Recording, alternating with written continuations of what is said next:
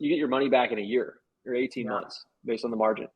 So that's number one. Is on paper, it's just a pretty good investment, right? Number two is for the content. So we started, both of us have YouTube channels.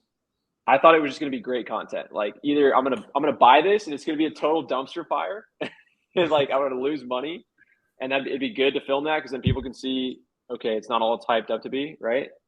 Or I'm just an idiot and screwed it up.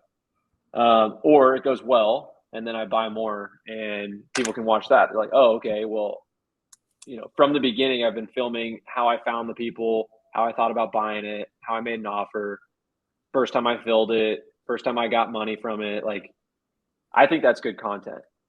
I mean, here's my take on it. I agree with you. Real estate is expensive. It takes a lot to get in. At the end of the day, when you pay off your initial investment, you're making $600 a month, which is more than most real estate properties do if you rent and you just do a normal long-term rent month to month. It's hard to find anything in real estate right now where you're making more than a couple hundred a month, unless you're doing Airbnb, which you can talk about later about your Airbnb strategy and how there's also somewhat of an Airbnb bubble. I think it's mostly in certain locations, but that's another story. I agree with you. Yeah. So, I mean, I think what you're doing is actually smart. The only issue that I have is my questions are like, you just told me a lot of the reasons why you bought it. It makes sense financially. You're making money once when you pay it off in 2 years, maybe 1 year. Yeah. We'll 1 year or so, you'll pay it off. And then it's all profit from there on out. My question is, for a couple that's young and sold this business for $7,500, why would they do that? And you can't tell me it's because they wanted to get into a different industry or different business. It's a great way to make passive income because $7,500 is not going to make or break another business for them. And if they've been doing this long enough, they've probably already made their money back, right? Unless they were in desperate need of money. Secondly, I think I value your time. Yeah. I think you value your time. You get paid pretty you get paid pretty well, which means your time is valuable. And you spend 1-2 times a week, an hour or so, going to go shop, going to go fill these vending machines. At some point, I imagine you'll get sick of it. And will you ever end up like those people where you're like, oh, this was great passive income. I want to sell it. For me, when I want to invest in passive income businesses, I think about it in a perpetuity. I don't really ever think about it as like, I'm going to sell this, right? Like I bought rental properties, I bought my property because I'm going to keep it forever. And one day when I own it, I'm going to be making, between these two, $5,000 a month, just two of them. Well, right? Like that's when you say own it, you're talking about having it paid off, which we'll come back to that too. Because I hope you never pay it off. Well, that's a topic. So I mean, I guess I can continue to refinance, but again, different topic, different day. Well, let's go to that in a second because I want to talk about that. Because I think the real estate, everyone's talking about the real estate market crash too, which is interesting to me. But okay, so real quick, so you said why and then time. So why did they sell it? I mean, look, let's be honest. I don't know why they sold it, right? Like, I can tell you what they told me, and I can tell you what I, think why they sold it, but ultimately I have no idea. They told me, so they've got 10 locations. I bought one of their locations. They told me it's becoming too much of a headache for them, and they wanted to get into a different business, right? Which I'm like, okay, I hear you. I get that it's a headache. You got to go fill it up once a week. Takes an hour or two. Once a week, right? So it's not like it's 100% passive where you just have mailbox money coming in. That's not the case, right? You're working a little bit. It's mostly passive because you're making money and you're not there, right? Anyway, so why they sell it, I don't know. But what I can tell you is that, and this is me, I work in management consulting, and I have an operations background. So to me, I saw a lot of opportunities with what they were doing. They have these two machines are in an office building, a white collar workspace. They didn't have credit card readers on them and they were selling everything for $1. So I can tell you that they weren't the most sophisticated operators, right? Let's hope they're not watching this. And if you are, forgive my friend. Yeah, maybe they see this one. They're good guys. I mean, and they know that. They told me, they're like, look, we're only charging $1. You could probably raise price. Like, they just came out and said that. So it's not like it's a secret.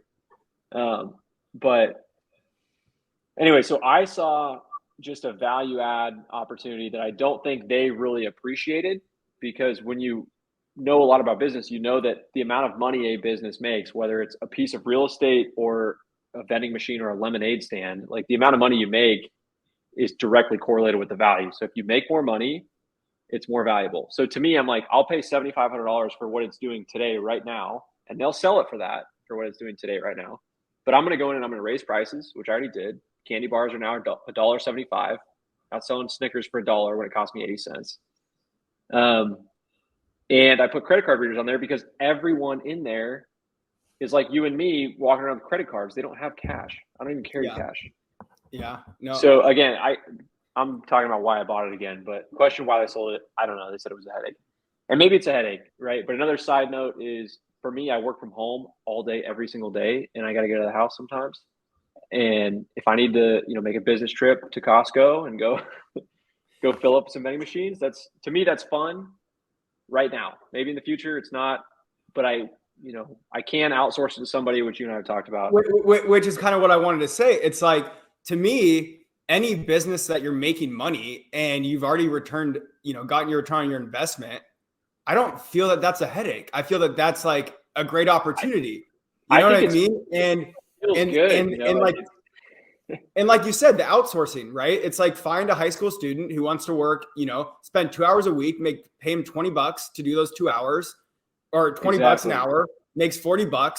He does all the work for you, and you Yep. don't ever have to worry about it again. And now it's literally passive income. And so what I don't understand is why anyone would buy a business and then sell it for, like, in my opinion, pennies on the dollar. Because Well, I 7,500 mean, bucks, but that's I the don't, going. maybe they got It a little bit sounds like nothing. So everyone that I've talked about this is like, that's the first question I ask. Why would they sell this? It sounds like you stole this thing from them, right? That's just the going rate for vending machine businesses. Like if you go on bizbuysell.com or you go on Facebook Marketplace, like people that are selling vending machine businesses, meaning two machines already placed at a location, they can prove that it's actually making money. The way that it's like valued is either the cost of the equipment plus like a year's worth of profit, which is what I paid, or 1 year of sales maybe. But both of those numbers get you to like $7,000, $7,500. Yeah, but you know what I'm So adding too? I'm adding in the value of where it's located. And the reason I say that is absolutely, because yeah, space, like, I've looked into buying a vending machine. I haven't looked into buying, something that's already out there, but getting the space is the hardest part. You look at all the yes, hospitals already taken. You look at bus stops already taken. You look at places that have heavy foot traffic, a lot of them are already taken. yeah, To get into the business and be successful, you practically have to, without doing a ton of legwork, you practically have to find a business that's already being operated. And so you should yep. also value in the plot of land, or, the location, because now it's like, that's yours in the perpetuity. I already did the work for you. Here's all, Well, that's I what goes value this in. spot. That's what goes into to valuing the business, right? Like where it's located is a direct. It's the driver for how much it makes. So when you value it on how much it makes, where it's located is key. And then I think, back to the time question too. So the time we already touched on, I could hire somebody if I wanted to get my time back. That's great. But I also value, I know that there's a more, like the cheapest way to get in the vending business is to do what you just said. Go buy your own machine and go find your own location. Like literally go door to door, talk to business owners, pitch them on putting a vending machine. You'll eventually find someone that wants a machine there, right? But that takes a lot of time. Time that I don't have. I don't have time to go knock Yeah. doors and sell people on vending machines. So I'll pay the premium to have them already in place, right? Like I don't have a problem writing the check to go and buy them already there, because to me it's like buying a business. Yeah. The risk Yeah. is they kick me How out. long did they have this location for? They've had it for I think 3 years. Okay, so how much is a machine typically? $800? It really depends on how old it is, what kind of shape it's in. I can tell you the ones that I bought, the guy that so a typical machine you can get one for $1,500, right? It's going to work off of Facebook Marketplace. You can get them as cheap as 800, 900. I don't know enough about them to inspect if they're going to work and stuff. So I was like, I don't even want to mess with that. right? Like I'll buy some machine that doesn't work because I know nothing about vending machines, Yeah. you know. But so yeah, $1,500 to $2,000 I think is kind of the average. The two that I bought, I asked the guy that put credit card machines on there how much he thought they're worth, and he works for Canteen, which is like a huge vending company, does all their credit card readers. Yeah. He goes, that right there is a Bev Max Dixie Narco 5800. People can Google this. He's like, that's worth like $5,000 in the shape that it's in, easy. And then he's like, that and new they go for like $8,000 or $9,000, I think. And he's like, that one right there is a automatic products, blah blah blah. That's like a $2,000 machine. So then I was Sure. like, oh, so I didn't get ripped off, is what you're saying. He's like, no, you got a pretty good deal. So I was happy. The only reason I asked that question is because I was thinking, I was like, okay, he said, I think it's a stupid that they sold, but if it was $1,000 machines, a couple $1,000 machines, they've had it for 3 years. They've already made, 10,000, I don't know, hypothetically, $10,000, and then they just made another 7,500. So really this investment, they're up, $20,000, let's say. Sure. Get rid of it. We need that, whatever. But it doesn't seem like that's the case after you just told me that. So it leaves me like I'm even more confused, like why they would sell that for so cheap unless they literally got those machines, unless they like bought those machines broken and they refurbished them or something like that. Maybe. I don't know. I don't know. You'd be surprised how many people are just tired of that egg or something. Maybe 2 weeks from now, I'm like, holy shit, I figured out why they sold it. Like this thing doesn't do X, Y, and Z, or maybe they boot me from the building and they knew that was coming. I don't know. We'll see what happens. But here's what I was going to say. So I think what you just said is a perfect opportunity for somebody to make a ton of money, and that's buy their own machines, sell their own locations. You're into this business now for $3,000, right? You just paid for 2 machines. You got the location by selling it yourself. That's free, right? You're into this business for $3,000. Say you get a hospital and now it's doing $3,000 a month of sales. Someone like me will come and buy that for $36,000, for $30,000. So you just basically turn a $3,000 investment into a $30,000 asset that you can sell to somebody that wants the cash flow. And if you roll up 10, 15, 20 of these things, like I think you could make a ton of money. So yeah, I think it goes like back if I to was broke as hell, I'd be doing that. Like this week, I would just be knocking doors, selling vending machine locations, and then as soon as I sold the location, go buy the machine, stick it there, wrap them in a package. I'd call Clayton and say, hey, Clayton, these are making this much. I'll sell them to you for X. You're going to make 10X on that money.